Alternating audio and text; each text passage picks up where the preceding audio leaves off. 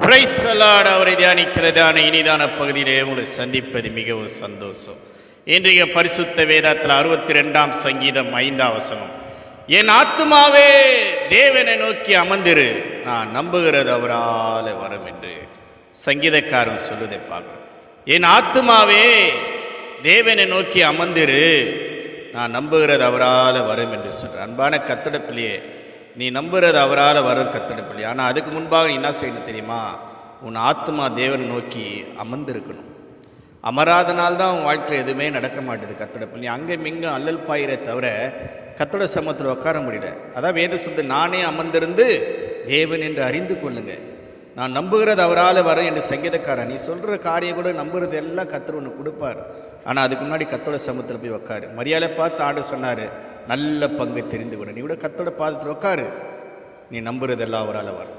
கர்த்தர் உன்னை குடும்பத்தை ஆசீர்வதிப்பார்.